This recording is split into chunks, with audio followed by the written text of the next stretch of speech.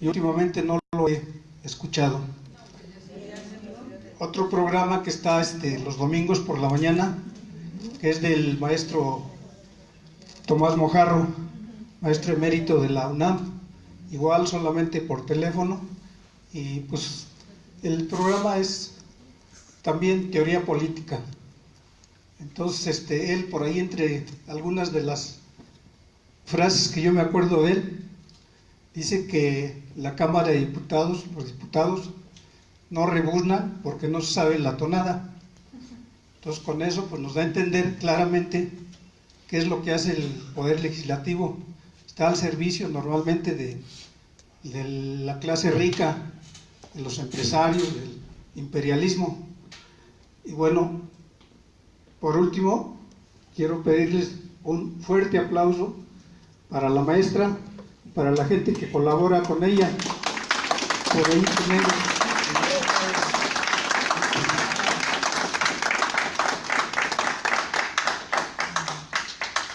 tenemos el primer libro que nos hizo favor también de obsequiarnos, que se llama Prohibido Olvidar.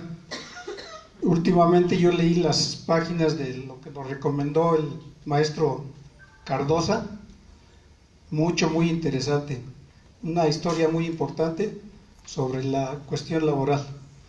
Entonces, pues muchas gracias, maestra. Gracias a todos ustedes. La idea es que de aquí haya más personas que puedan salir a explicarle a otros, que den cursos. Lulú me estaba platicando que nos llamamos igual, María Lourdes Martínez, ella es Betanzos y mi segundo apellido es González. Platícanos tu experiencia de explicar y de cómo encontraste a la gente a la que le explicaste.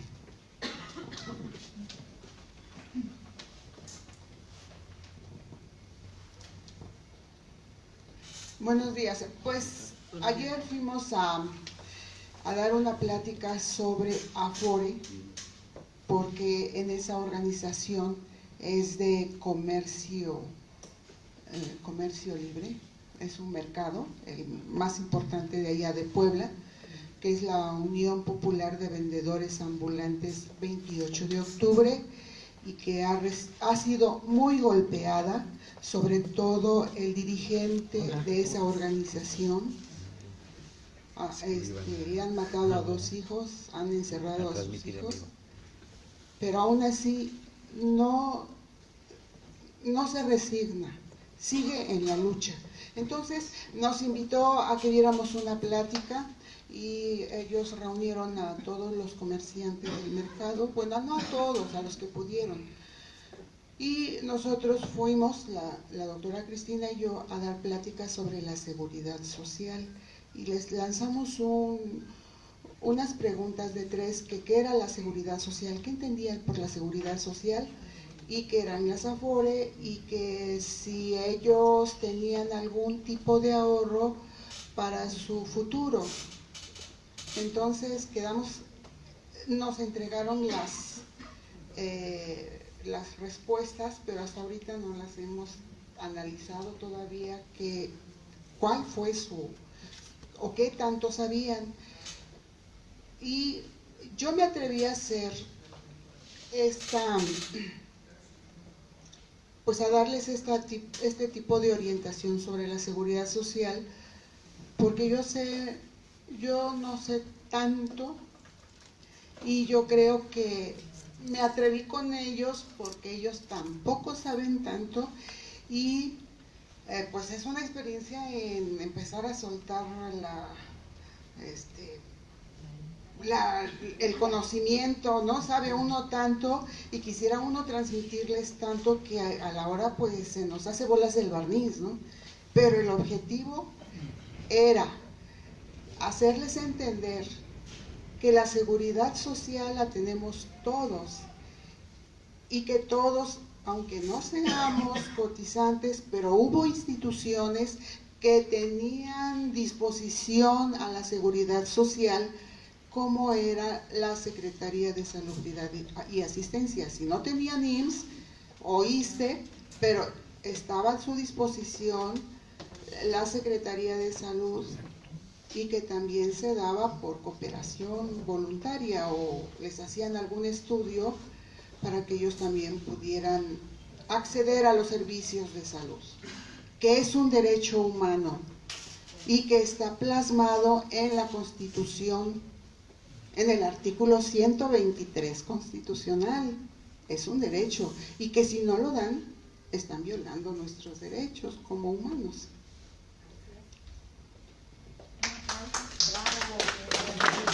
Porque eso es lo que tenemos que hacer todos.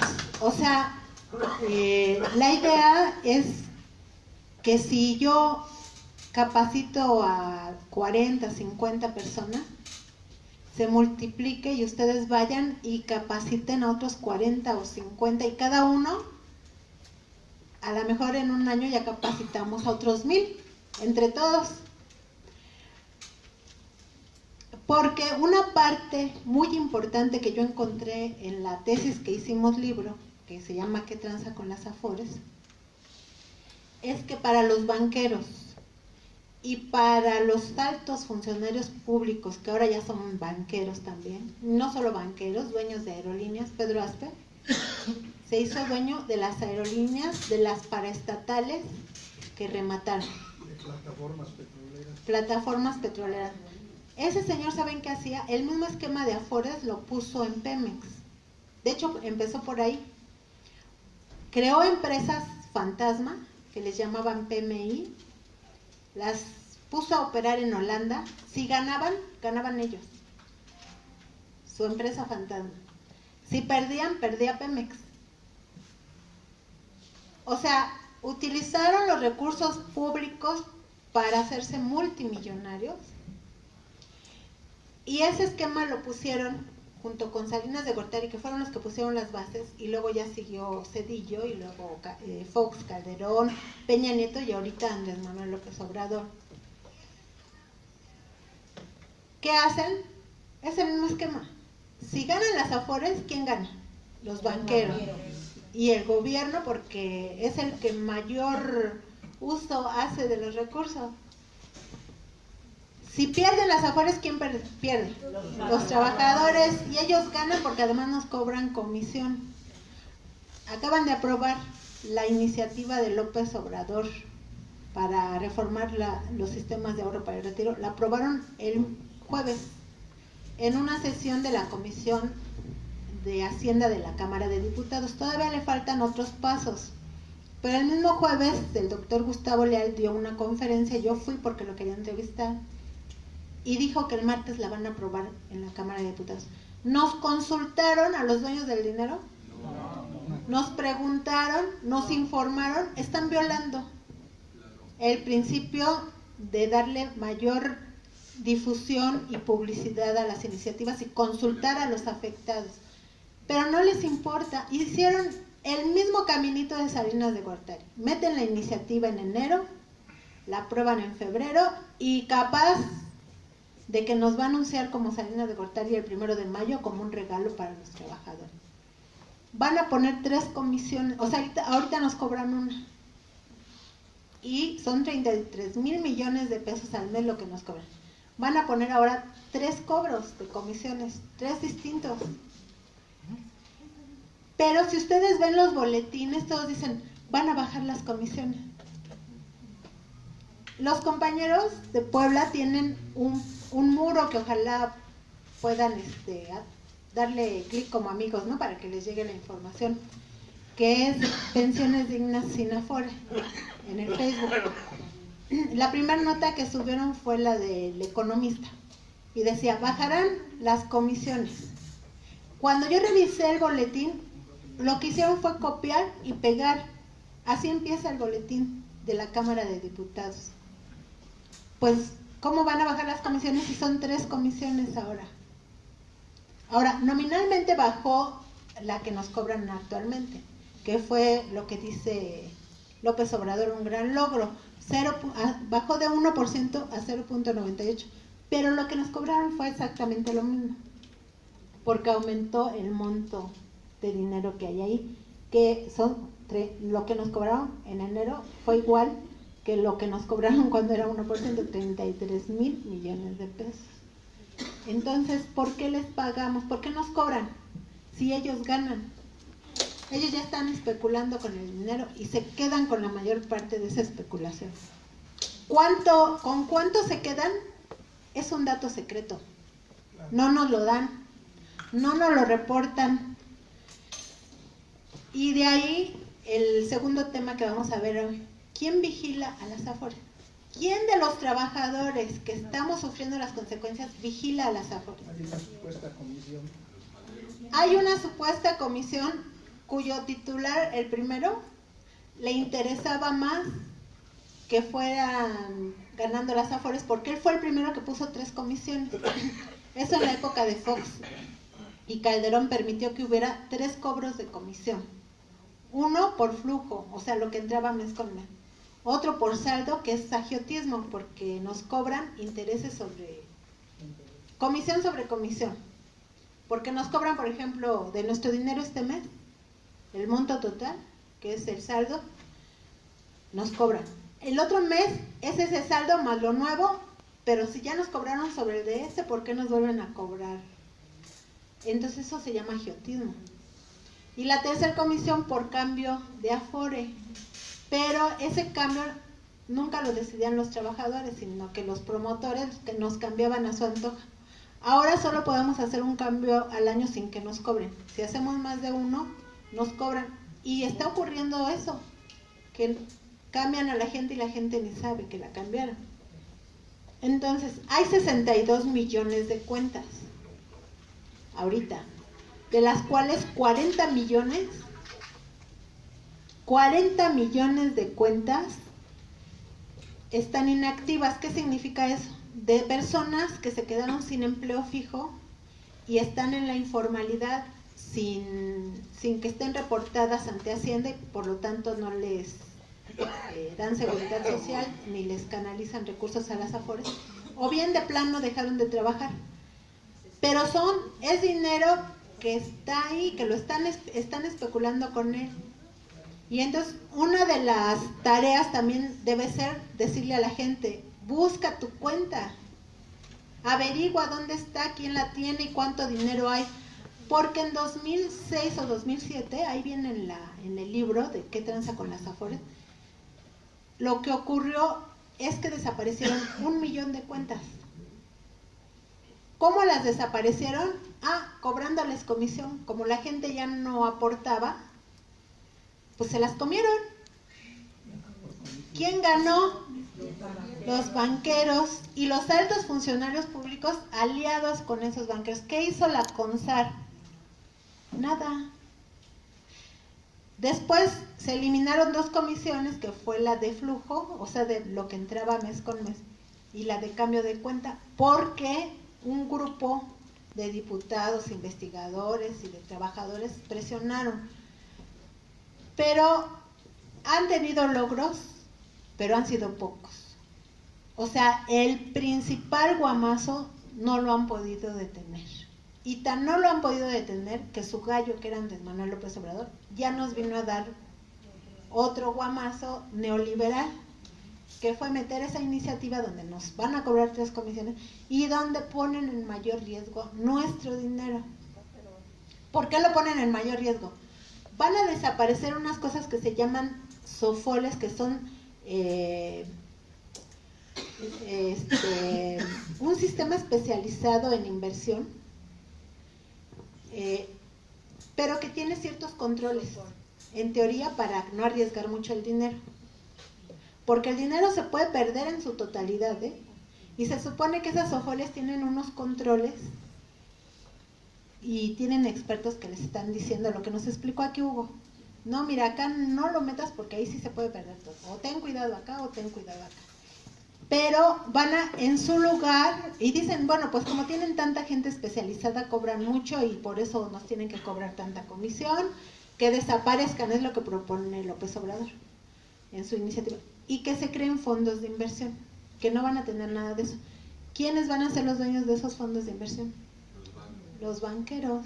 O sea, cambian una por otra. Pero el problema mayor es que esos fondos de inversión nos dicen a nosotros, hay estas opciones, ¿dónde quieres invertir? Ahorita toda la responsabilidad de la pérdida es de ellos. Y no nos garantizan devolvernos el dinero. Lo único que podemos hacer es mentarles la madre porque perdieron nuestro dinero. Pero con los fondos de inversión nos van a decir, ¿dónde quieres invertir? Y tú solito te vas a poner la soga al cuello y cuando pierdan, fuiste tú lo decidiste.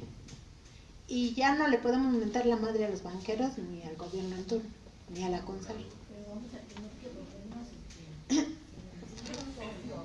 No, tenemos que aprender a dónde vamos a invertir. Pero eso sería una solución, pero la realidad es que lo que va a ocurrir es que ese dinero se va a perder. O sea, si ya casi podría yo decir, nos van a decir, se perdió el dinero. Todo está dibujado para que nos vayan, ya por ahí por el 2024, 2025 nos van a decir, ¿qué creen? Se perdió en la bolsa. Con este nuevo sistema, eso va a ocurrir, pero más rápido. Y ya no va a ser responsabilidad de ellos, va a ser responsabilidad de nosotros. ¿Pero acaso nos preguntaron? ¿Nos convocaron a siquiera a simular una consulta? No, ¿verdad? Bueno, ¿quién vigila todo esto? ¿Quién se entera de todo esto? Pues nada más los que estamos por puro gusto y ansiedad y desesperación, viendo lo que está pasando, y sí es una gran desesperación porque no podemos hacer nada, porque para hacer algo se requieren grandes, pero grandes movilizaciones de millones de personas, no de 1000, no de 2000, de millones.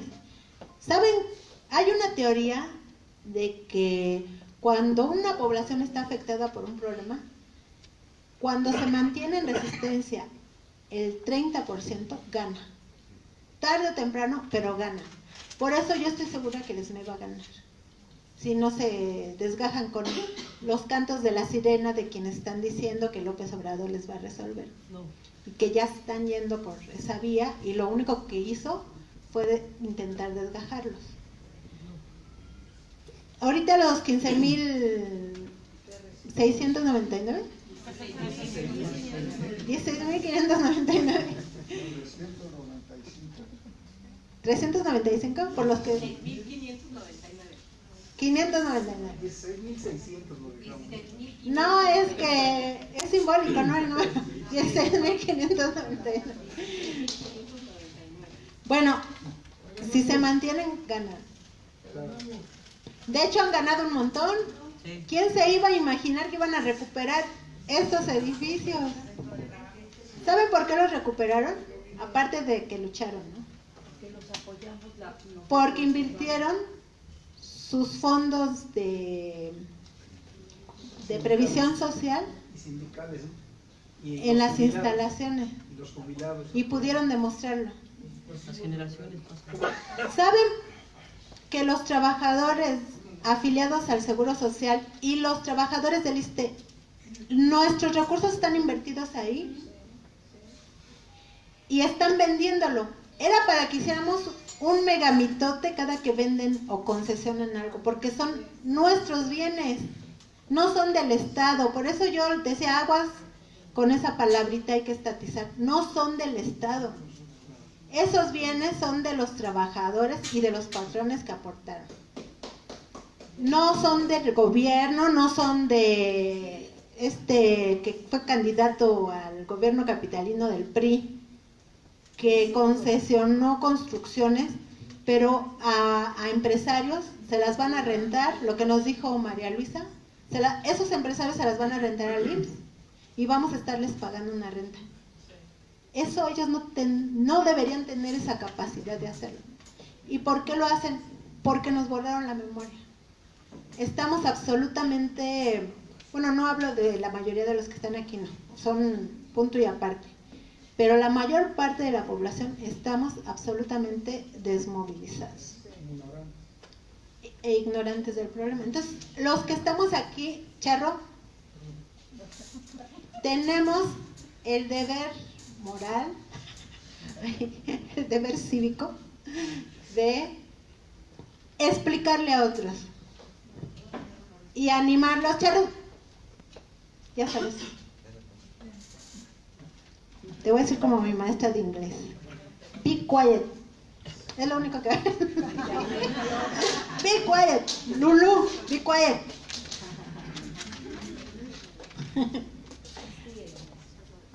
No traje mi reglita. Me van a acusar de maestra torturadora. Bueno, ese es el deber cívico que tenemos.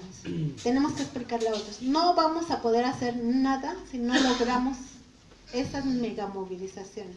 Yo estoy muy optimista porque los compañeros del IEMS entendieron el mensaje de la seguridad social y en sus mantas, en sus marchas, ya ponen por trabajo digno y seguridad social. Empleo digno y seguridad social. Porque no puede haber empleo digno si no hay seguridad social. Lo cual lo vamos a explicar ahorita. Los compañeros de Sonora, de las universidades, ya ponen en sus marchas por el rescate a la seguridad social. Ayer vi una marcha de apoyo a los huelguistas universitarios del ESME que decía por la seguridad social. Los compañeros de la Confederación en sus mantas pusieron por la seguridad. Entonces un aplauso a los compañeros porque ya es un logro. La compañera ya fue a dar un curso de qué es seguridad social a gente que no tenía ni idea porque son trabajadores informales, ¿sí? Aquí, por favor.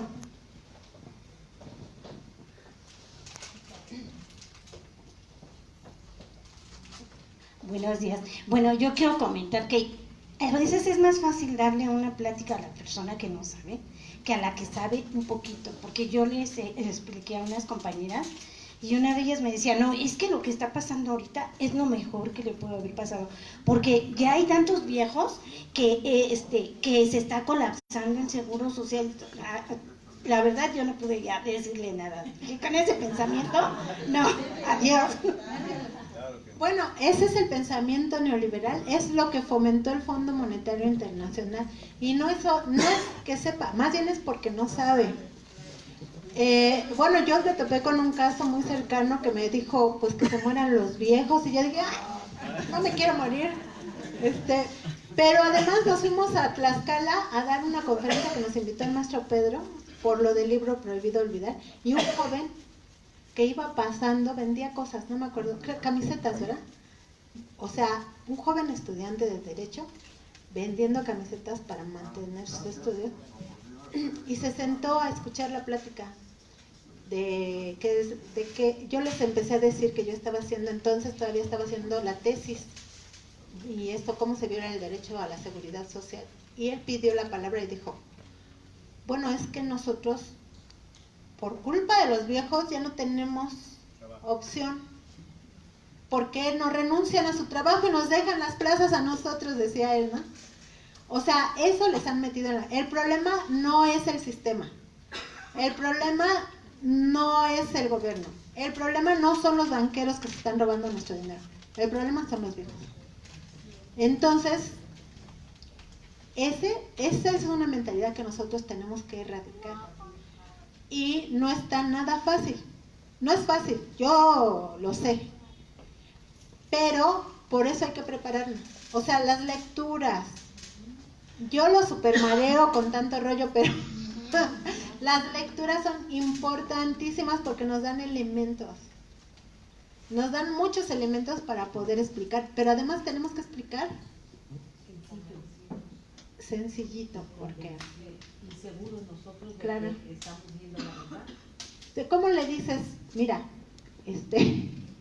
a mí me cuesta mucho trabajo con los especialistas que expliquen sencillo para el programa. ¿Cómo le dices al especialista? Pero explícalo así con bolitas y palitos, ¿no? Dice, sí, cómo no. El sistema de capitalización no va a dar para dar una tasa de... Y un trabajador que no sepa nada de eso, ¿qué te entendió? Nada. Y le digo, no, más sencillito, más sencillo. Bueno, sí, Los fondos de inversión no van a dar el rendimiento que sea capaz de dar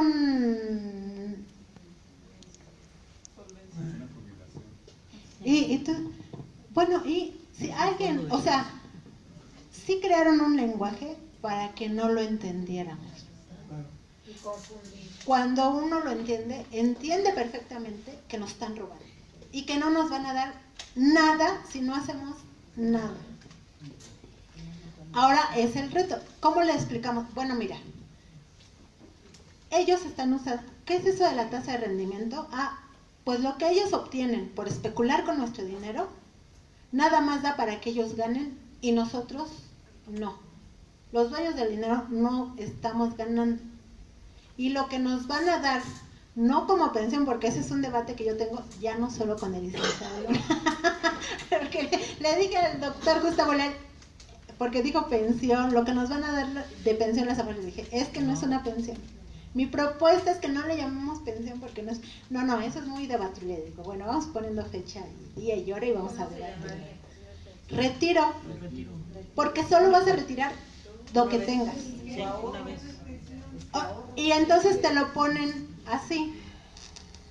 La pensión te lo ponen así en la ley del IMSS y del ISSSTE y en la del SAT. La pensión por retiro, cesantía en edad avanzada y vejez. Pero cuando lees la definición que ellos mismos ponen es, retiro significa que si tú no cubres los requisitos, nada más puedes solicitar que te devuelvan lo que tengas en la cuenta. Por ejemplo, ya lo dijo la CONSAR, ninguna persona de la generación Afore, que es de los que entraron a trabajar de 1997, de enero de 1997 para acá, ninguna va a alcanzar los requisitos para una pensión.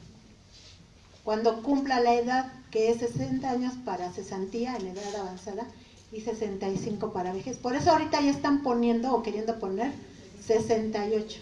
Pero espérense tantito y nos dejamos y van a poner 70 años. Ya lo dijo el nuevo titular de la CONSAR. Y que aumentemos la aportación, quieren que al 15% o 14%. Eso ya lo hicieron en Brasil.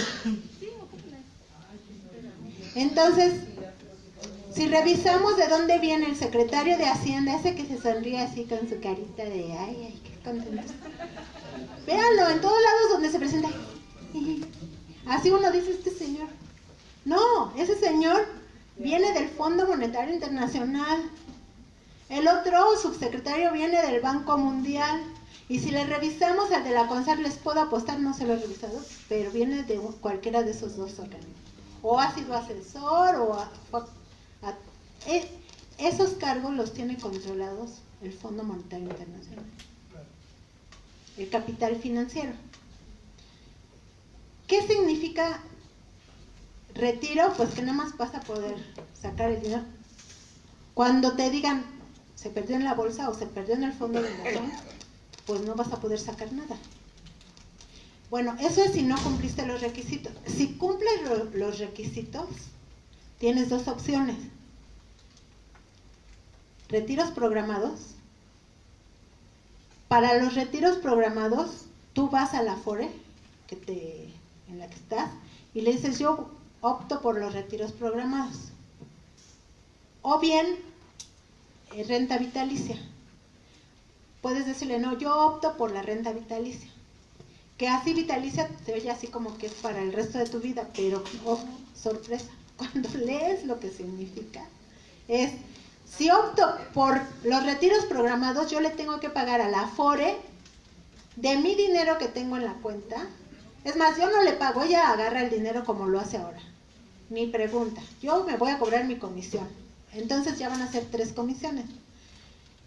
Y tú tienes, por decir algo, la mayoría de los trabajadores no van a superar 150,000 pesos. Por más que trabajen y aporten. Porque ganan entre un salario mínimo y 3 salarios mínimos. ¿Qué va a pasar? Pues tienes tus 150,000 pesotes. ¿Cuánto quieres de retiro programado? Porque uno, hasta eso dice la ley, tú puedes poner lo que tú quieras. Un trabajador de salario mínimo puede poner 20,000 pesos al mes, lo que nunca ha ganado en su vida lo puede ganar ahí. Pero ¿para cuánto le va a alcanzar? Ah, pues sí, como no, tú tienes 150,000 pesitos menos la comisión, menos esto, nada, te va a alcanzar para 7 meses. Vas a tener tus 20,000 pesos por 7 meses. Si bien le va, si no le dicen, olvídate, ya se perdió. Ah, pero tienes la opción de la renta vitalicia, que el nombre es más mañoso que otra cosa. Es lo mismo, pero a quien le van a pagar es a una aseguradora, que seguramente va a cobrar más por mantener administrado tu dinero. Igual está jugando en la bolsa, ¿eh? Si se pierde, olvídate. Es lo mismo. Entonces, ahora ya no solo a los de la tercera edad los metieron en ese esquema, a los trabajadores que se accidentan y les califican incapacidad permanente, es ese esquema. Ya no tienen, las pensiones vitalicias para ellos se acabaron, ya no existen. Igual para las viudas y los huérfanos. Entonces ya no te mandan al seguro a que veas cuál va a ser tu pensión. Los mandan a ver cuánto tienen en la Afore. Esa es la realidad. Y la renta vitalicia dura hasta que te dura el dinero. O sea, no es vitalicia, ni es pensión, ni es vitalicia. O sea, nos tomaron el pelo por todos lados. ¿Quién vigila a las Afores? ¿Quién vigila estas leyes? ¿Quién vigila que se cumpla? ¿Quién vigila que los términos sean los que se usan y que no sean engañosos? Entonces yo le dije al doctor Gustavo Leal, oiga, además de entrevistarlo vengo a hacerle una consulta, porque estamos haciendo un curso que él ya conoce porque lo invité y de hecho él recomendó a Hugo para que viniera. Pero estamos viendo qué acción participativa vamos a hacer.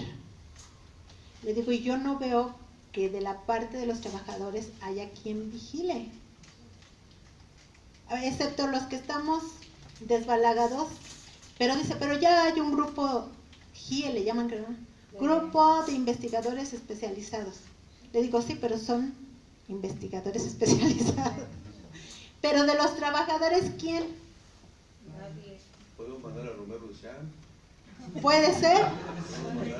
Él sí tiene recursos para contratar quien esté ahí todos los días checando. Hoy la yarda. O sea, ¿quién hace esa tarea? Están los miembros de trabajadores en la CONSAR, se supone. Ah, ese es un comité. Bueno, resulta que cuando discutieron la ley de Afores, que fue en el 95, los de la CTM estaban enojadísimos porque no había representación obrera. ¿Saben cuánto gana un representante obrero ante Infonavit, por ejemplo? Alrededor de 200,000 pesos. Y según uno que fue representante, les dan un centenario cada que van a discutir un asunto importante. Y yo digo, ¿se callan por un centenario? Dice, sí. Pero si un centenario cuesta como 20,000 pesos, ¿se callan por eso? 40,000. ¿Ah, 30? Yo quise comprar centenarios, no me los vendieron. Y luego me dijeron, bueno, sí te los vendemos, pero más por una indemnización que me habían dado, que era bien poquito, eran como 24,000 pesos. Igual los representantes de la Comisión de Técnico de IMSS. Exacto, ellos pelean eso, pelean esos pagos y esas posiciones. Dijo el maestro, le preguntamos al maestro Cardosa por qué esa entrevista se le hizo él para el libro. Dijo, porque además les dan información privilegiada con la que luego obtienen otro tipo de ganancias, especulan. Entonces, ¿queremos ese tipo de representantes? No. ¿En cargos formales? No, ¿verdad? Si consultan ese tipo de representantes, ¿nos van a representar realmente? No. Tenemos que ser nosotros los que de verdad estamos sufriendo el problema. Ellos se van a jubilar, ¿no? Me estaba diciendo el maestro, no solo a mí, sino ahí en la conferencia. que él ya tiene todo un proyecto con su grupo de expertos, GIE se llama, ¿no? GIE, algo así, que sí saben, sí están capacitados, sí conocen, que ya el gobierno estaba él diciendo no quiere cambiar de modelo, ni va a cambiar, y se iban a aprobar eso, pero dice que ellos ya tienen todo un proyecto para demostrar que sí se puede mantener la pensión vitalicia como se tenía en el sistema de seguridad social solidaria, siempre y cuando todos los que se han autoasignado pensionzotas se les quiten. Es decir, aquellos que eran amigos, compadres, etcétera, etcétera, de altos funcionarios, que con 2 o 3 años de trabajo, entre los que se encuentra Gurría, les dieron pensionzotas de 600,000, 700,000 y demás. Entonces, yo lo que digo es que cuando existe una organización, hay que remar a su favor, aunque sean de otro partido, a una organización que esté haciendo algo, aunque sean de otro partido, aunque sean de otro color, aunque sean de otra ideología, cuando están haciendo algo a favor. Y le dije, sí, pero está bien, pero entonces hay que formar una organización, bueno, o no una organización, un grupo que vigile esto, pero de trabajadores, que también nos hagamos expertos, pero no para hablar así en las alturas, para poder interpretar ese lenguaje y traducirlo al español chilango, porque si no, no te entienden. ¿Y cómo le vas a explicar a alguien si de entrada ya no te supo, no, o sea, le hablaste en chino mandarín? Esa es la realidad. Bueno, eso es para la reflexión. ¿Qué vamos a hacer? Porque eso tenemos que definirlo hoy y empezar a concretarlo la próxima semana. Pero no podemos dar ese paso no lo podemos dar si no sabemos, si no tenemos bien claro qué es la seguridad social. Entonces vamos a empezar con el tema, después de un rollo de 1 hora. Bueno, la seguridad social es un derecho humano. Esta imagen que ustedes están viendo aquí, creo que se ve al revés. Bueno, pero son mineros en lucha, porque en las minas se dan muchos accidentes. No está en el palacio, no está en el gobierno. Esta no sé realmente dónde esté, pero es de David Alfaro Siqueiros, que no sé, él no se llamaba David. ¿No está aquí en Palacio de Bellas Artes? Está en el ESME está otra, ahorita se las ponemos. Bueno, voy a averiguarlo, ahorita lo averiguamos en el internet. David Alfaro Siqueiros fue un pintor, pero fue general de la Revolución. Él era hijo de diplomáticos, vivía aquí en la San Rafael. Yo fui a buscar su casa, en mucho tiempo intentaron desaparecer la figura de David Alfaro, pero él retrató, bueno, en murales, la realidad mexicana de finales de 1800 y principios de 1900. Él, junto con Orozco y otros pintores famosos, Diego Rivera, al cual después se expulsaron por oportunista, bueno, así lo dice él, crearon el primer sindicato después de la Revolución Mexicana en México. Y fue un sindicato de artes plásticas, pero esa es otra historia, nada más es una anécdota. ¿Por qué hay que recuperar la memoria?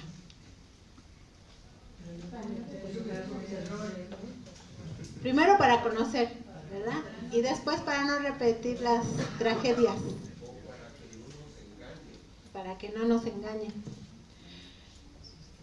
para que no nos cuenten.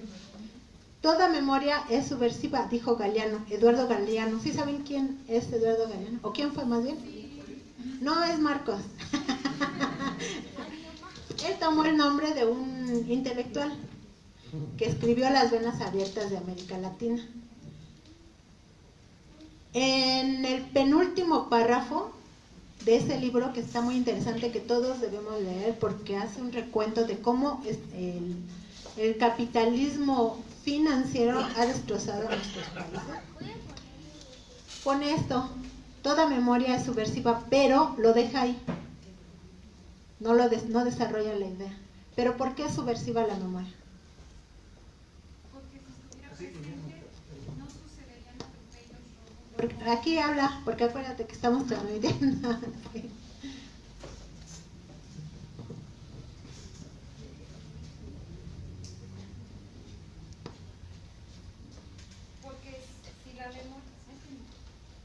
Porque si la memoria estuviera presente,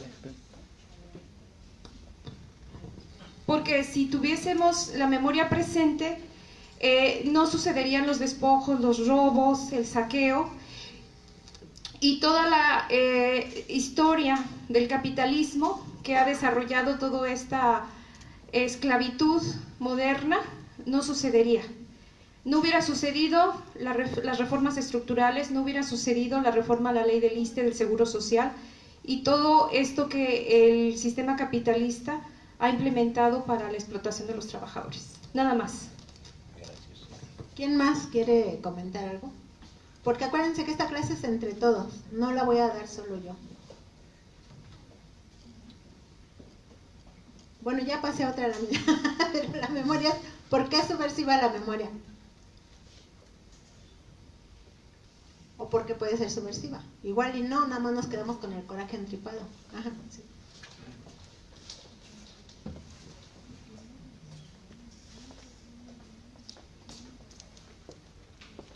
La memoria es subversiva porque cuando la clase dominante nos quiere enajenar, que lo logra muchas veces en amplias capas de la población, la memoria es subversiva porque contra esa explotación, contra todas las dificultades por las que atraviesa nuestro pueblo, no hay más que recordar la historia. Y la historia es la que nos va a dar a nosotros la oportunidad de recordar la gesta de nuestros héroes, qué hicieron por nosotros, cómo actuaron las masas populares, cómo se desarrollaron los movimientos sociales. Eso no hay que olvidarlo, y por eso la memoria histórica es subversiva. Eso y mucho más.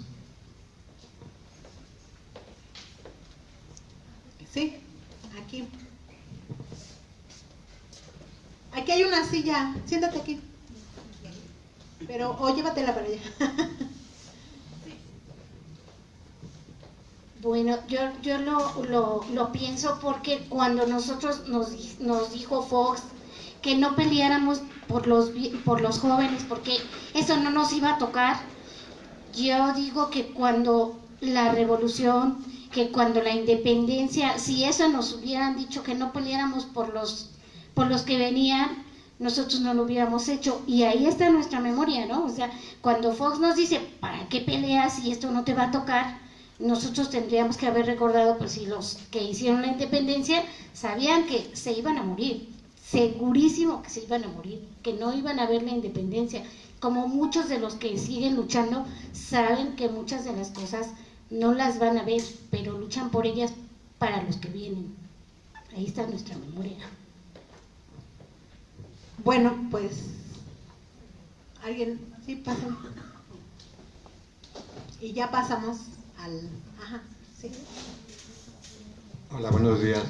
Yo creo que la memoria es subversiva porque nos damos cuenta de la retórica que nos dice y la podemos tener presente la realidad. Y si no conocemos la realidad, no la podemos transformar.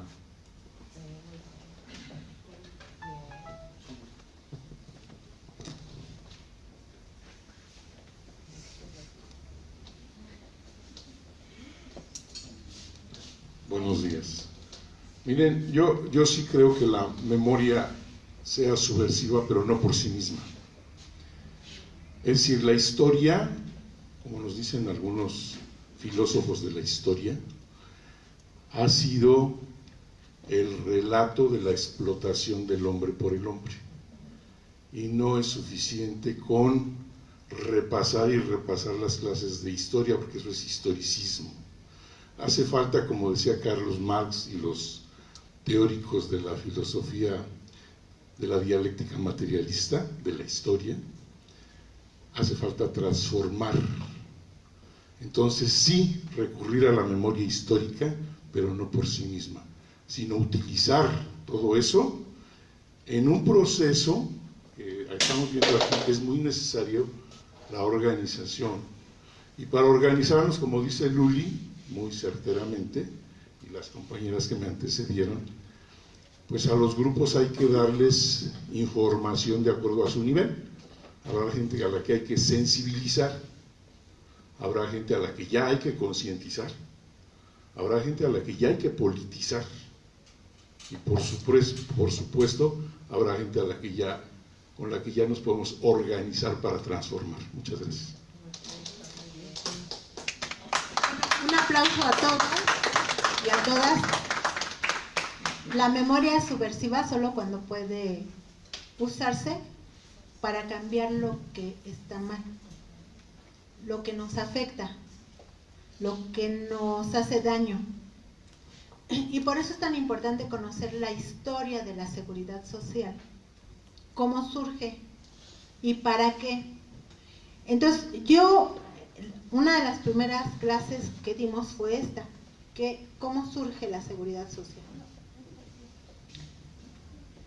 Y de hecho no surge con ese nombre, no se le llamaba, no se le conocía como seguridad social. Lo primero que se le vino, pues, porque el hombre no aprende así de sopetón, bueno, ni el hombre ni la mujer, ¿no? Voy a usar el término genérico porque nuestro español es machista, pero entendiendo de que cuando hablo del hombre es genérico, hombre y mujer. En todas las luchas históricas hemos estado presentes hombres y mujeres, y muchas veces se mantienen las luchas por las mujeres, y ahí está el ejemplo del ESME, que hubo un momento en que las mujeres les decían a sus maridos, o te vas a luchar, o ya no entras a esta casa, ¿no? Así ha ocurrido. ¿Saben? Platícale este año la historia de la huelga de acá de Orizaba, la huelga de las textileras, la huelga de Río Blanco. ¿Qué hicieron las mujeres? Y eso es interesantísimo que lo conozcan. Así es, en Río Blanco, Veracruz, a un lado del volcán Pico de Orizaba, en 1907. Bueno, esa fecha fue donde estalló la huelga, pero ya traían muchos movimientos.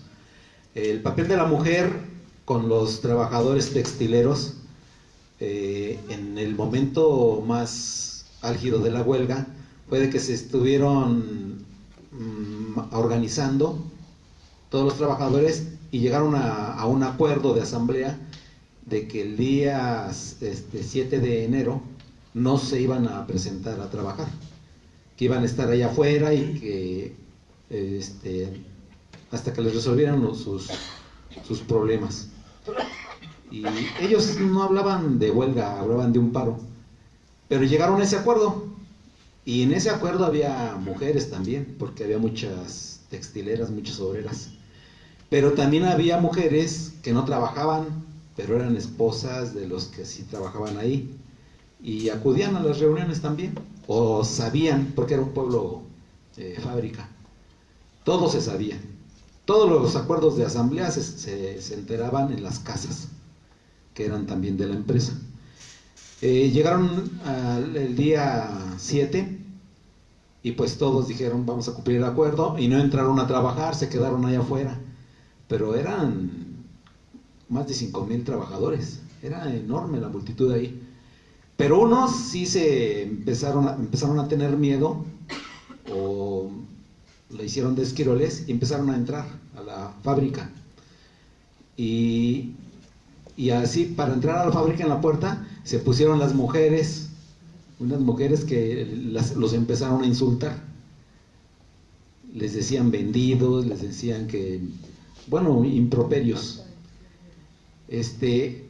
Pues estos tipos no aguantaron la presión de las mujeres y dejaron de entrar los que estaban formados, y los que estaban adentro se salieron, pero por la presión de las mujeres. Y aparte les dijeron, bueno, a todos los que están allá adentro, las esposas de los que estaban entrando, les dijeron que no iba a haber cama si seguían entrando, si iban a estar ahí. Entonces, prefirieron ellos no salirse, no trabajar y salirse. Y así lograron un poco la unidad. Pero sí fue importante la lucha de las mujeres.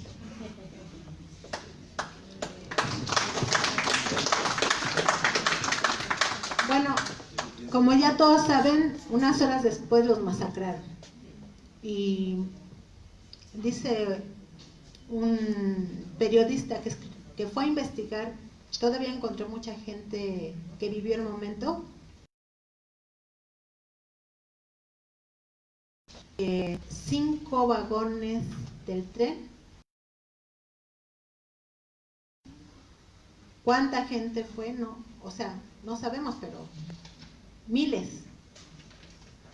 Bueno, eso era nada más para argumentar cómo sí las mujeres tenemos un papel importante en la historia de la lucha de los derechos humanos laborales, pero no se llamó seguridad social desde un principio.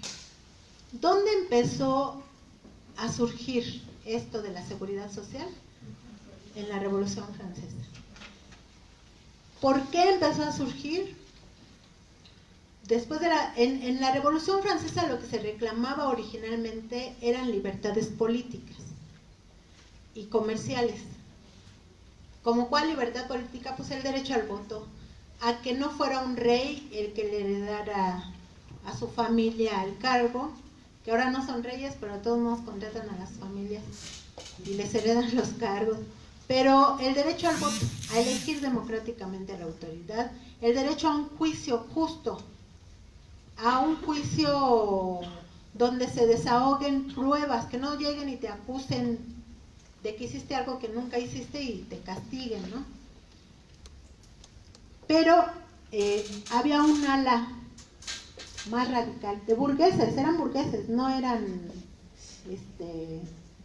trabajadores asalariados, eran burgueses, que buscaban el libre comercio, que buscaban la libertad de producir lo que quisieras, porque en la colonia no cualquiera se dedicaba a lo que quisiera.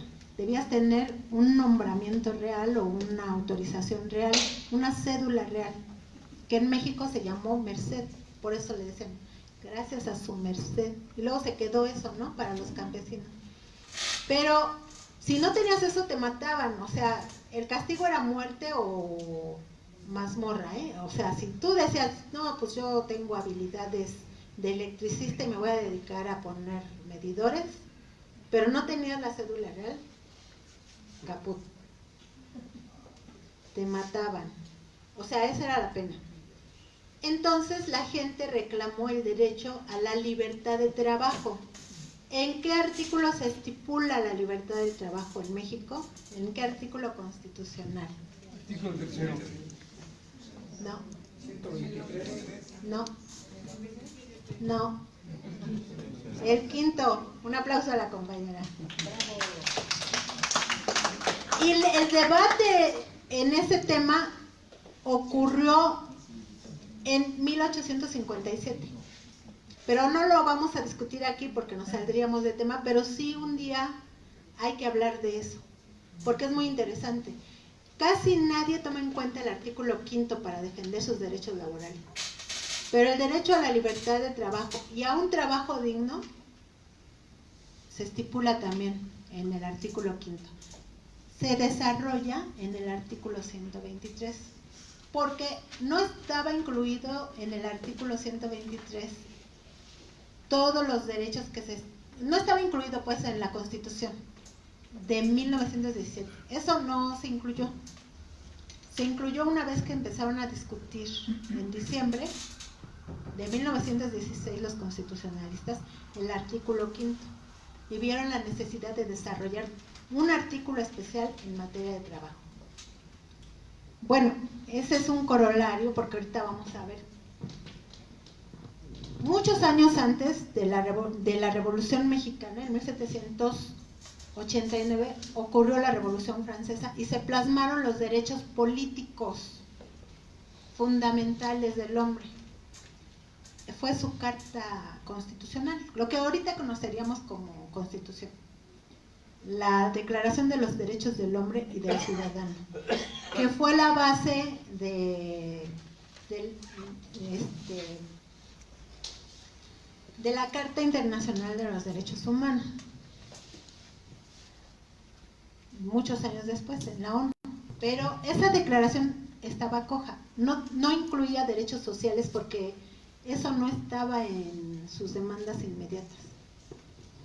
No incluía el derecho al trabajo, no incluía el derecho a la salud, no incluía el derecho a la educación. Bueno, ese sí lo incluía, la Declaración de los Derechos del Hombre y del Ciudadano, la primera de 1789. No incluía el derecho a la vivienda. Como no incluía nada de eso, un ala de izquierda,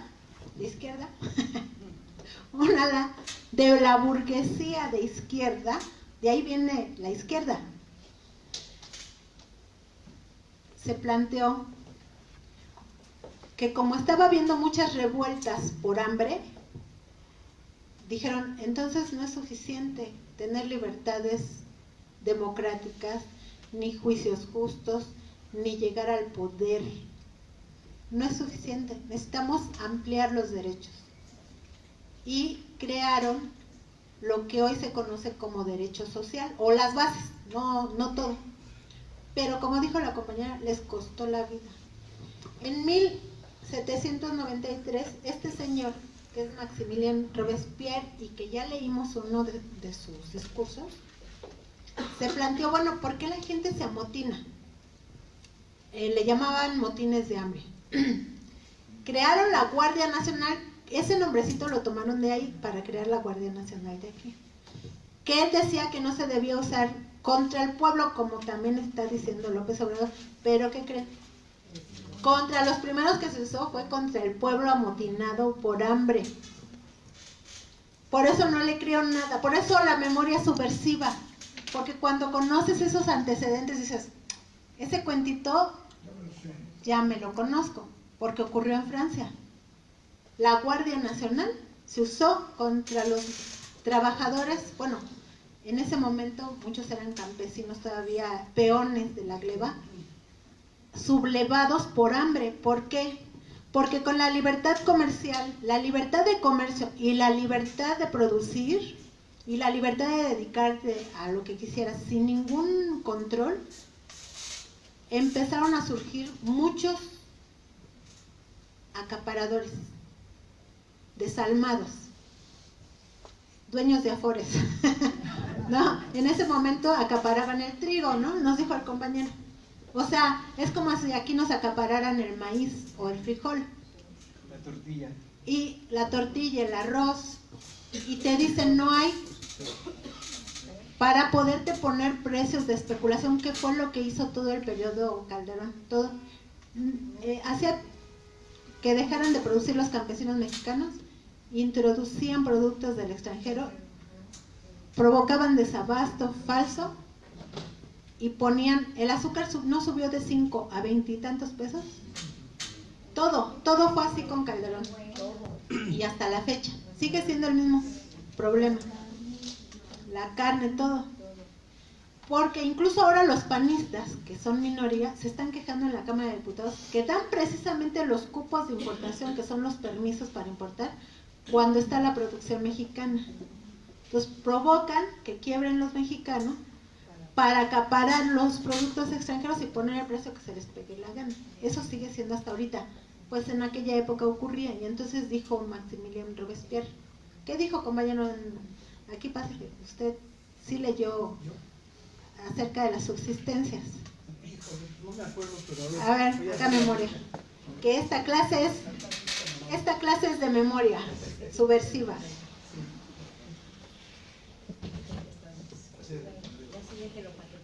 ¿Cuál era la solución, si recuerda, para evitar estos acaparamientos?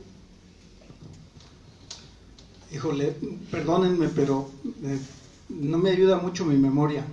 Pero lo que sí les puedo decir es que este señor, en sus comentarios, es que creo que si no hay organización, no hay defensa de nuestros derechos. de toda esta situación de la alimentación. En aquel entonces este señor hablaba mucho precisamente del trigo, de cómo lo manejaban, de manera que pues el capitalista era el único beneficiado y la gente pues provocaba pues las reacciones, las huelgas, las protestas. Es más o menos de lo que yo me acuerdo. Bueno, hizo una propuesta, que hubiera propiedad social, porque si la propiedad solo era individual, los acaparadores podrían acaparar toda la propiedad, imponer precios, esconder los productos y controlar con el hambre a la población. Entonces debía haber una propiedad social con la que se garantizara alimento para la población. La subsistencia, decían ellos, la subsistencia es eso, garantizar la alimentación, los medios de sobrevivencia. No logró todo lo que querían, no logró que se plasmara esto, pero ahí empezó a surgir el derecho a la propiedad individual y a la propiedad colectiva. Los ejidos, las cooperativas. Las cooperativas son propiedad social. Social de los socios. Ahí ya no entra toda la sociedad, pero también había en México propiedad social, con la que el gobierno garantizaba, tú estás acaparando, bueno, está bien, yo saco mi arroz y lo vendo a 2 pesos y a ver, ahí sigue guardando tus productos, entonces te obligo a vender más, a sacar el producto y a vender, y evito el desabasto. En fin, a eso se le llama, a eso con el tiempo se le llamó derecho social, es decir, que garantiza los derechos de la sociedad. ¿Qué sí lograron en esta reforma de 1793? Una, que les llamaran socialistas. Ahí apareció el término socialista. No fue con los que después plantearon que se generalizara este sistema socialista, ¿no? De ahí viene la palabra. Se le impuso a la burguesía de izquierda el mote de socialistas, pero sí lograron que se plasmara el derecho al trabajo. En el artículo 2 se plasmó: los principales derechos del hombre son el de proveer a la conservación de su existencia. Antes nada más decía el de garantizar la libertad, pero la pura libertad solita, ilimitada, provocaba estragos como estos especuladores. Bueno, el principal derecho del hombre también a partir de entonces fue proveer la conservación de la existencia del hombre. Y para conservar la existencia del hombre se requiere comer, una habitación sana, limpia, o sea, vivienda, vestido, salud. Para la pura existencia no. O sea, ¿qué requerimos así para sobrevivir, para existir? Alimentación. Agua, fundamentalmente comida y agua. Recreación. Para vivir dignamente sí, pero para vivir nada más, para sobrevivir. Para sobrevivir nomás alimentación. Alimentación y agua. Y Ahora aire. Bueno, aire sí, pero ese está todavía gratis. Agua. Está contaminado. De esos digamos que ya es en segundo término, pero para que vivas así, para sobrevivir, comida y agua y ropa, porque si no te pones de frío. Vivienda también, salud, pero lo primero es la comida, el pipirín, la papa. Eso nos lo tienen que garantizar el Estado. O sea, eso que nos dicen los neoliberales, no, ese es problema tuyo, no, es problema del Estado. También problema de nosotros, pero ellos deben garantizarlo. Bueno, también lograron que se plasmara el derecho a la subsistencia. ¿Qué es ese? el de la alimentación, a la subsistencia, y ahí empieza la historia del derecho a la seguridad social, aunque no le llamaron así. Lograron que se plasmara el derecho a la subsistencia en caso de incapacidad para trabajar. ¿Qué es eso? Seguridad social. Pero ¿cómo se llama dentro de la seguridad social? Riesgo de trabajo. Pensión. La pensión es el derecho a la subsistencia en caso de incapacidad para trabajar. Eso hay que aprendérselo de memoria, y por eso digo yo que el retiro programado y la renta vitalicia no son una pensión, porque no garantizan el derecho a la subsistencia en caso de incapacidad para trabajar. Garantizan que nos van a regresar, no es en teoría lo que acumulemos por el tiempo que dure ese dinero. Si te dura un año, un año. Si te dura 5 años, 5 años. Si te dura un mes. No te garantizan el derecho a la subsistencia en caso de incapacidad para trabajar. ¿Qué es una incapacidad para trabajar? Pásenle aquí, porque esta clase es colectiva, es social. Pasen a decirnos qué es, a enumerar qué es una incapacidad para trabajar. Pues pásenle todos los que quieran aportar. Bueno, hay incapacidad para trabajar cuando se llega a determinada edad.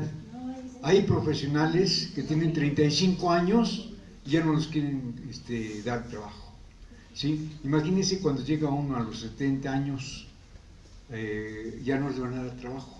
Con una persona como yo, ya no le dan trabajo en ninguna parte. Entonces yo tengo que estar sano para trabajar donde sea. Y así. Entonces es parte. Compañero, ¿en qué otro caso se puede tener incapacidad para trabajar?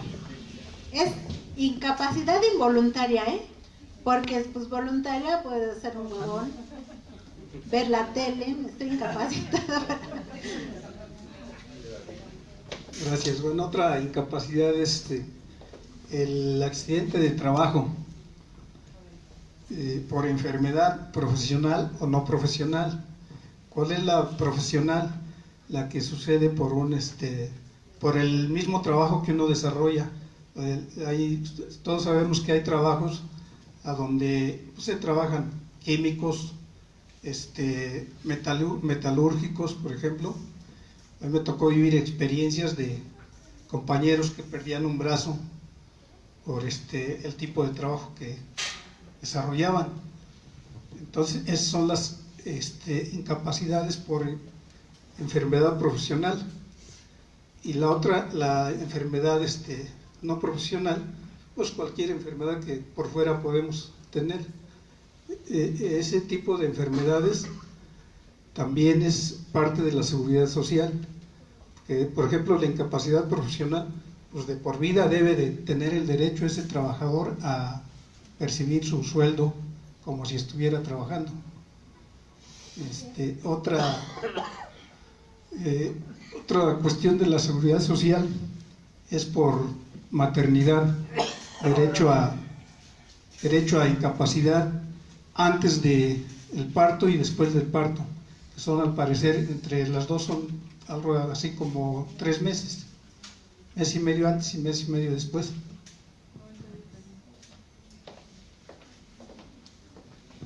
¿Por qué otra razón?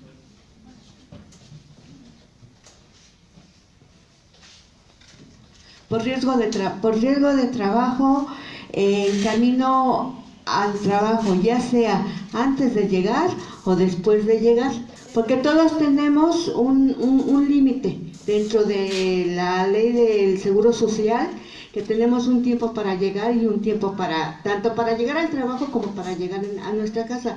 Si en ese lapso tenemos un accidente, es riesgo de trabajo en tránsito. En tránsito. ¿Por qué otra cosa? Aquí. Otra causa es la invalidez, es decir, que si durante el trabajo uno tiene algún desmayo por alguna enfermedad que le dicen ahora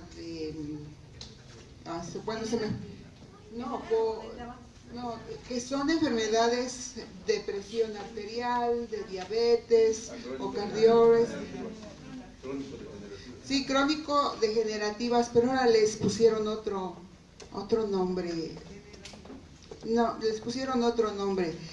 Y si uno se cae en el descanso del trabajo, puede sufrir algún accidente derivado de una enfermedad crónico-degenerativa, y aunque no tengas los 60 años, pero quedó uno incapacitado para reingresar al trabajo, es una incapacidad por invalidez. Por muerte también. Por favor. Vayan anotando porque vamos a hacer el recuadro al rato y lo vamos a hacer entre todos. La pensión que se les da a los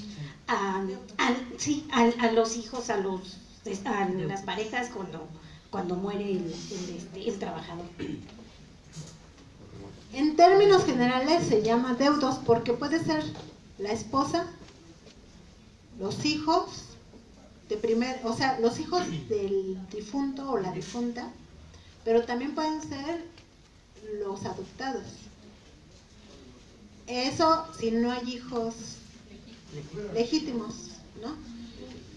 También pueden ser los padres si no hay esposa ni hijos, hasta ahí. Entonces, en términos generales, los deudos. Bueno, entonces recapitulando.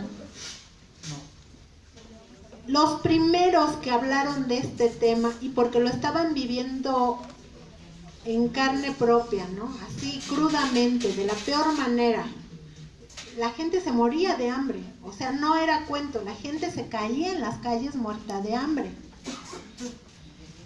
Los obligó a reflexionar. Bueno, si tenemos la libertad, como dice Salinas Pliego, ya la hicimos, ya estamos del otro lado, ya estamos en pleno progreso, nada más con eso, pues no, la libertad sin límites nos puede llevar a un desastre, pero además no nos garantiza la subsistencia, y entonces ellos pusieron en la reforma a la Declaración de los Derechos del Hombre y del Ciudadano, que era la Constitución francesa, la primera que hubo en el mundo, de 1793. Es importante la fecha, porque esa Constitución tuvo tuvo dos reformas. La primera, digamos, cuando se declaró fue en el 89.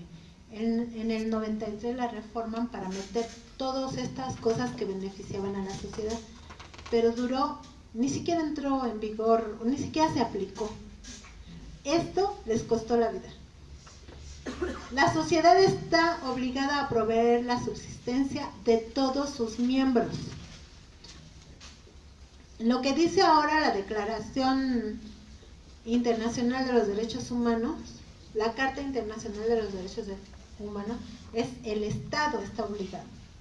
Pero en este momento decían, la sociedad está obligada a proveer la subsistencia de todos sus miembros.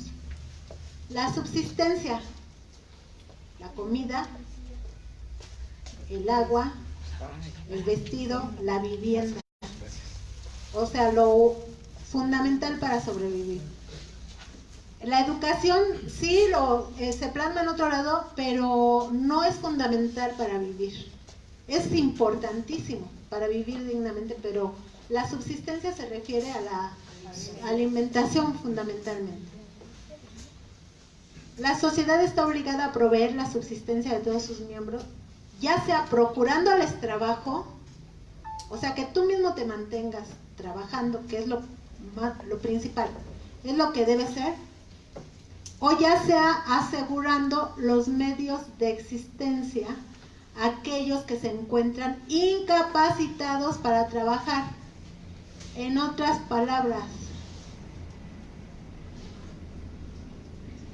¿qué significa eso? Dice, ya sea procurándoles trabajo, eso es muy claro. O sea,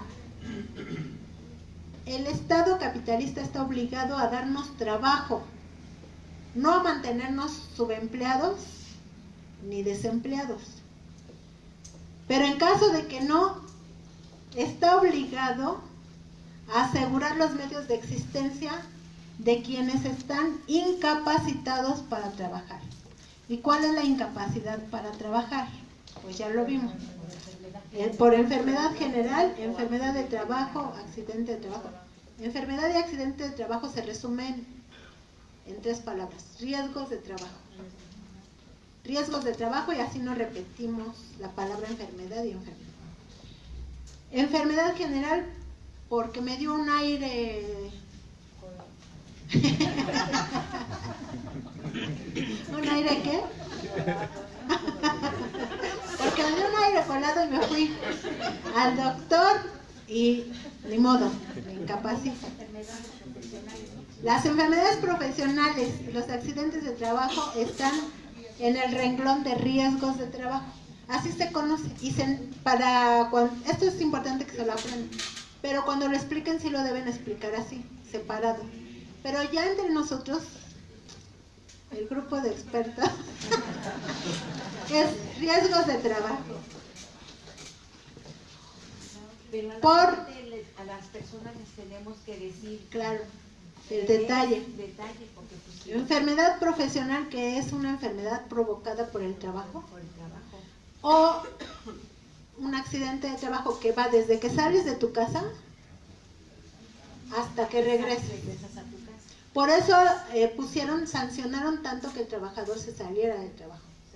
Es más sancionado que el trabajador llegue al trabajo y se salga, porque te corren, es despido fulminante, ¿eh? No hay defensa. Hay que no vayas. Si te vas a salir, es mejor que ni vayas, que te descuenten el día, porque entras y te sales y te cachan y adiós mundo cruel, ¿eh? Bueno, eso se llama pensión. Ahora, la sociedad está obligada a proveer la subsistencia de todos sus miembros, sea procurándoles trabajo, que es lo más sano, que la gente trabaje para que perciba un salario y se mantenga a sí misma, o si no, por incapacidad de trabajo, asegurando los medios de subsistencia, que es para la alimentación, para el abrigo, el vestido, la comida, la vivienda fundamentalmente, y las medicinas en un dado caso. Ya para la diversión y eso es en segundo lugar, y cuando ya la lucha es mayor y se logran más cosas. Pero también va incluida en la seguridad social. Pero digamos que la pensión debe ser eso.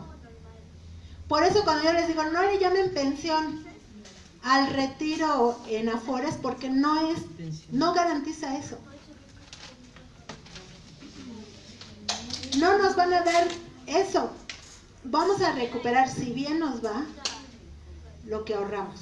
Eso, si no, lo desaparecen antes de que empecemos a tener la posibilidad de cobrar.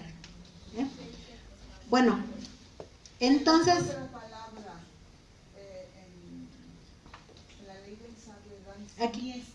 Aquí por favor. Que en la ley del SAR, además de retiro, le dan otro término, siniestro. Cuando ocurra el siniestro, es decir, cuando ocurra el retiro,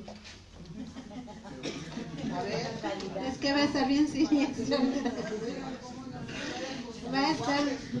Esa ley la vamos a tener que estudiar, o sea, un día nos vamos a reunir a estudiar la ley del IMSS, cómo estaba originalmente y cómo está ahora. Ha tenido muchas reformas, pero digamos que lo básico sería saber cómo fue originalmente, lo principal. Ya si me ponen a ver por qué tanto porcentaje, cómo se calcula, no, eso sí, necesitaríamos un actuario que nos medio explicara, porque es un proceso complejo en el IMSS. En el ISSSTE está bien fácil. En el ISSSTE no hay mayor problema, pero en el IMSS se quemaron el exceso para calcular los porcentajes. Bueno, ya, eso hay que aprendérselo de memoria. Eso, obligado a aprendérselo de memoria. ¿Ya lo anotaron? A ver, se los voy a decir. Bueno, esto es como está en la Declaración de los Derechos del Hombre y del Ciudadano de la Revolución Francesa, que fueron los primeros que hablaron del tema. En una ley, porque seguramente que si lo plasmaron aquí es porque ya venían demandándolo. Perdón, ¿ese texto no está en el libro que Sí. trata con los Afores? Seguramente lo puse por ahí. Sí. Ah, sí, ya me acordé. Sí está. A ver. Para que lo subrayen si no lo quieren anotar. Pero yo si no anoto no me lo aprendo de memoria, por eso les digo que lo anoten. Ahí está, en la página 27. Página 27. Pero creo que no puse tal cual, o véale por ahí y me dice ahorita.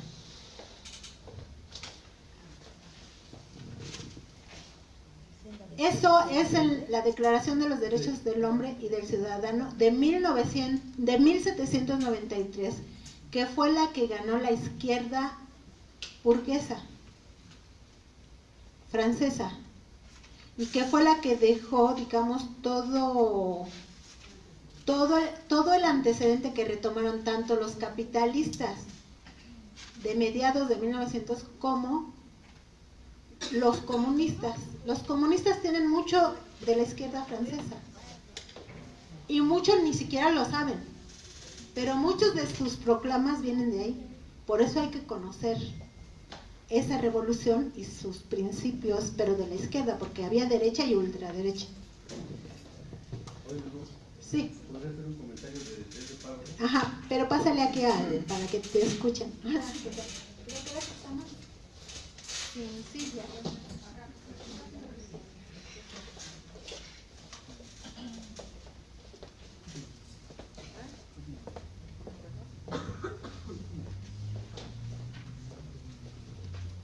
A mí este párrafo me llama mucho la atención, Lulú, porque es subversivo, ¿no? Como se decía hace un rato. Realmente en el sistema capitalista es imposible de que se pueda lograr. Solamente se puede lograr un sistema más avanzado, un sistema socialista, porque dice la sociedad está obligada. ¿Cuál sociedad? La sociedad organizada en un Estado, ¿no? Está a proveer la subsistencia de todos sus miembros, todos, dice todos, ¿no? Pero el sistema capitalista tiene grandes contradicciones, y una de esas grandes contradicciones es mantener un ejército industrial de reserva suficiente para abaratar la fuerza de trabajo. Eso es una naturalidad del sistema. El desempleo, ¿no? Entonces, imposible que puedan dar cumplimiento a eso porque va en contra de su propia naturaleza. Sea procurándoles trabajo, que no se cumple tampoco, eso nunca se ha cumplido, sea asegurando los medios de existencia a aquellos que se encuentran incapacitados para trabajar. Este principio solamente opera para los que en un principio sí trabajaron y el Estado está obligado a darles esa subsistencia, mientras no existe esa obligación. La obligación existe para los que fueron trabajadores, no para los desempleados de toda la vida. Eso es en cuanto a la primera parte del 10. Estamos en el 10, bueno, el 11 también, ¿no? El 11 dice las ayudas indispensables a quien carece de lo necesario son una deuda del que posee lo superfluo. O sea, ¿quiénes son los que poseen lo superfluo? Pues los grandes capitalistas, ¿no? Y pues, vamos a hablar al rato del capital financiero, que esta gente goza de lo superfluo, ¿no? ¿Y cuándo va a tener el sentimiento realmente de subsanar esa gran deuda con la mayoría de la población, ¿no? Dice, corresponde a la ley determinar la forma en que esta deuda debe ser saldada, es decir, las leyes que crea el propio Estado a través de sus instituciones, ¿no? Pero bueno, eso también lo hemos visto de todos lados, y para no irnos lejos aquí en nuestro país, en un principio las leyes efectivamente en nuestro país fueron leyes benévolas, ¿no? La ley del Seguro Social en su inicio nada que ver con la ley del Seguro Social actualmente, igual la ley del ISSSTE, igual la ley federal del trabajo, ¿no? Que ha sido reformada y le quitaron su esencia, su carácter social, se lo quitaron, ¿no? Y ahora pues existen las outsourcing que ya le han dado legalidad a las outsourcing.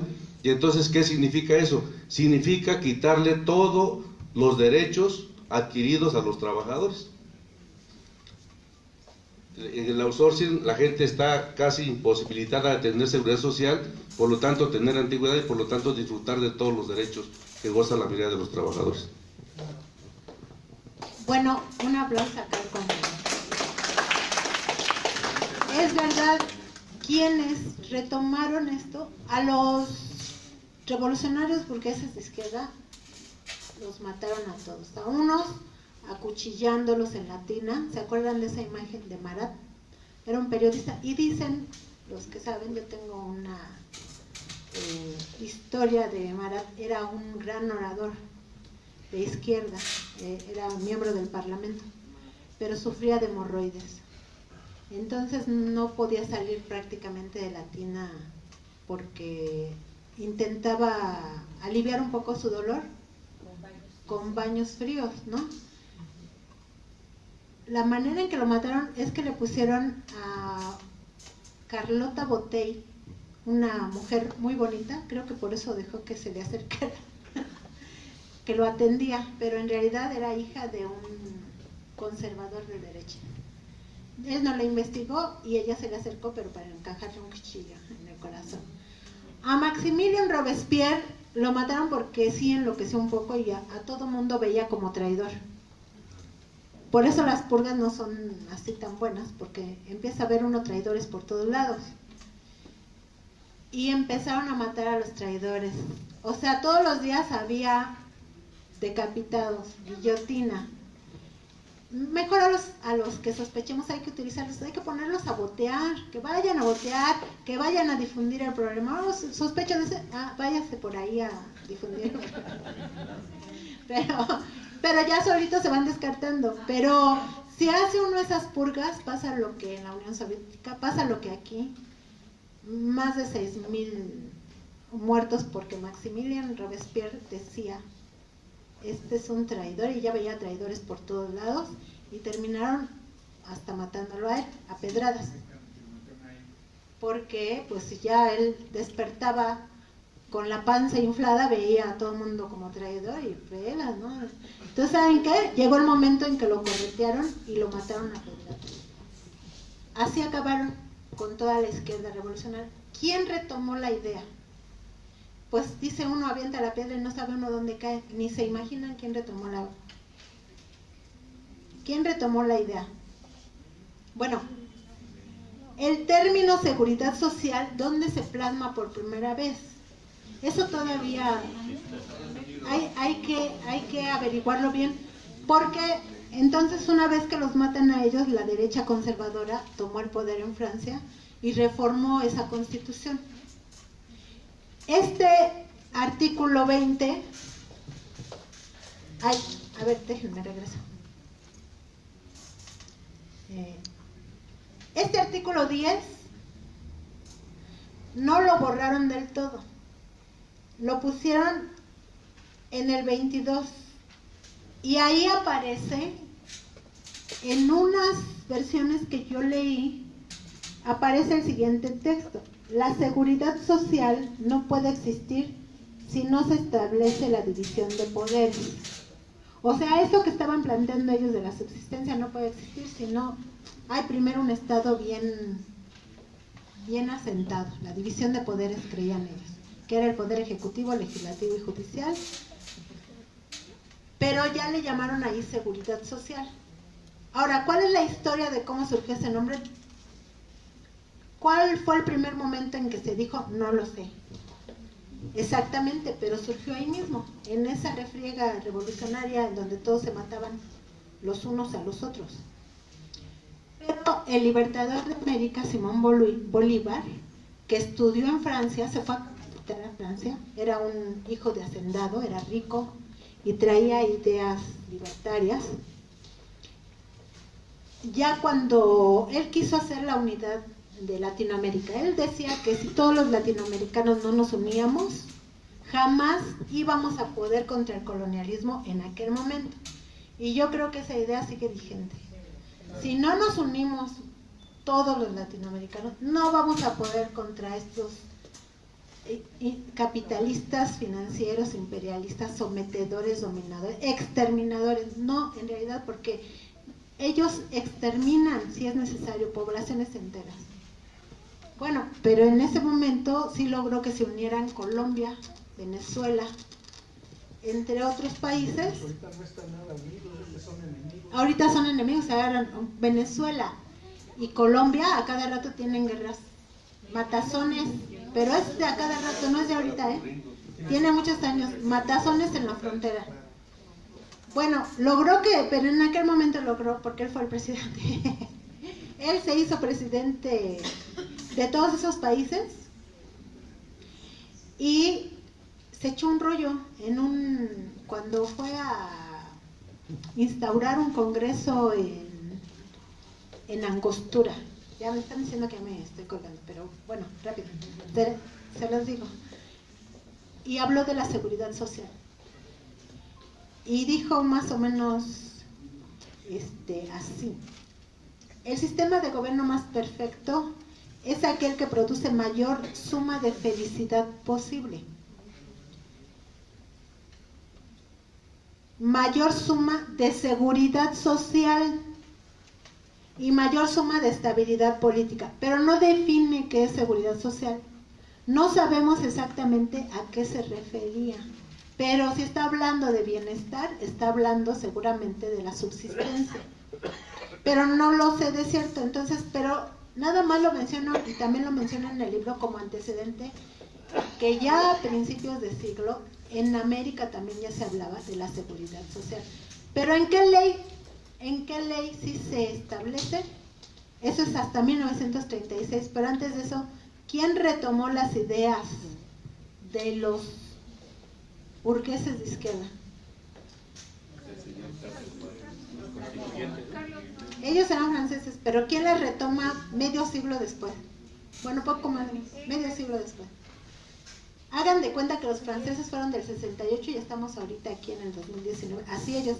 Fue en 1793, hagan cuentas. Para 1848, pues pasaron 50 años. 60 años. Lo retoma un grupo en el que estaba Carlos Marx y Federico Engels, que se llamó la Liga de los Comunistas Alemanes. En su pliego de peticiones o de sus propuestas, su programa de trabajo, establecen las reivindicaciones del Partido Comunista de Alemania, en donde establecen exactamente lo mismo que ponen en el artículo 10º de la Declaración de los Derechos del Hombre y del Ciudadano de 1793. Las mismas palabras. Reclaman otorgar medios de subsistencia a todos los trabajadores, incluso a los incapacitados para trabajar. O sea, lo retoman tal cual, es literal. Pero con la gran diferencia de que lo lograron. Marx no lo mataron, murió de muerte natural. Bueno, entre comillas natural, porque se la pasaba en la biblioteca leyendo, estudiando, y no logró ver, no alcanzó a ver el logro. Pero en 1989 logran las pensiones, la creación del seguro social en Alemania, el decreto, y que se fueran plasmando en distintas leyes. La primera iniciativa oficial para crear un seguro social obligatorio contra accidentes y enfermedades se presentó en Alemania en 1883 por el gobierno de Otto von Bismarck.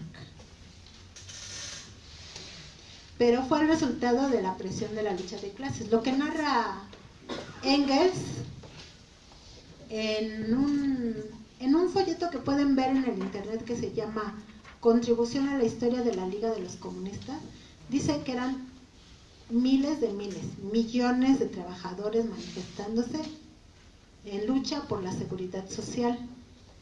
Si eso lo lograron ellos en 1883, ¿podemos lograrlo nosotros? A partir del 2019. Yo digo que sí, pero sí cuesta trabajo, ¿no? Mientras no nos apuntale el gobierno de la cuarta transformación, hasta se me dificulta aprender, porque ya parecen de solidaridad. Sí, bueno, ellos están prometiendo repartir dinero. La buena noticia para nosotros, miren, yo alguna vez leí sobre la secta Moon. ¿Ustedes no han leído nada de la secta Moon? La secta Moon era una secta, un grupo que creó un coreano en Estados Unidos. Para que un extranjero pueda crear una organización sin que lo maten en Estados Unidos, es porque tiene la venia del gobierno, ¿no? Ese señor se dedicaba a estafar, a quitarle todos los bienes y su dinero a quien caía en sus garras, igual que por aquí está la cienciología, hacen exactamente lo mismo. ¿Cómo los enganchaba? Prometiéndoles una lanita, o sea, exacerbando su ambición.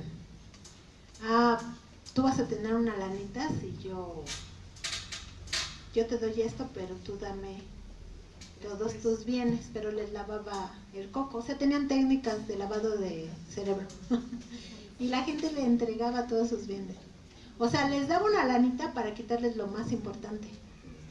Y estas ayudas directas al pueblo, así se me imagina, te dan la mitad o menos de la mitad de un salario mínimo para quitarte lo más importante, que es el derecho social. Entonces va a ser muy difícil poder convencer a alguien: no recibas la lana, ¿no? Pues recíbela, pero defiende tu derecho también, ¿no? Ahí está, de la cienciología hacen exactamente lo mismo.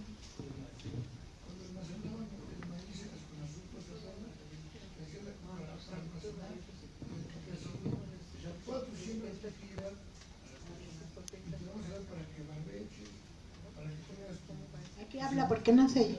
Ven aquí. Ahora sí, es tu oportunidad.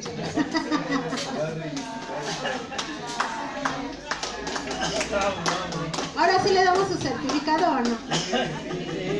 No sé, no recuerdo bien en qué año, el año de producir, porque mi padre decía, no aceptes, tenemos tierra abierta al cultivo, pero yo nunca he aceptado, porque él era electricista, trabajó 30 años, y dice mi papá: si ustedes no se van a hacer cargo, alguien de ustedes, de el terreno ejidal que me dejó mi padre, se los van a quitar, así, lo van a donar a otra gente. Entonces, si se van a hacer cargo, no vayan a dar la siembra a la CONASUPO, porque también les van a quitar sus bienes. Eso fue en algún presidente como en hace unos 30 años, 40. Echeverría decía, exactamente, Echeverría o antes. Y así es lo que está pasando ahorita, que te van a dar, según López Obrador dice, les vamos a dar a todos, a todos los estudiantes les vamos a dar tanto dinero. Al que no trabaja también le vamos a dar, pero al final les van a empezar a cobrar y a quitar sus bienes. Yo pienso que no es importante aceptar esa condición que nos están dando ahorita. O no firmar nada que recibe la lanita si la necesitas, pero no firmes nada que te pueda comprometer. Bueno, nos vamos a ir al receso, pero quiero concluir esta parte diciéndoles: se creó el Seguro Social. A partir de 1891 empezaron a crear los seguros de accidentes y enfermedades de trabajo, de maternidad, con pensiones, o sea, garantizando la subsistencia. En caso de incapacidad por enfermedad, maternidad, accidente de trabajo, vejez y cesantía en edad avanzada. Y también en caso de muerte para la familia, para la viuda o los hijos. Eso lo crearon en Alemania por primera vez, que era lo que me decían. Nos vamos a ir al receso para tomar café con azúcar y poder venir otra vez a la segunda parte, porque entre todos vamos a hacer nuestro esquema de qué incluye la seguridad social.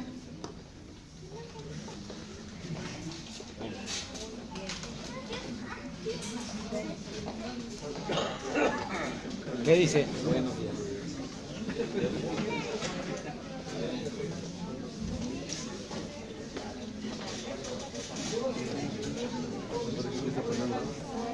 Están firmando.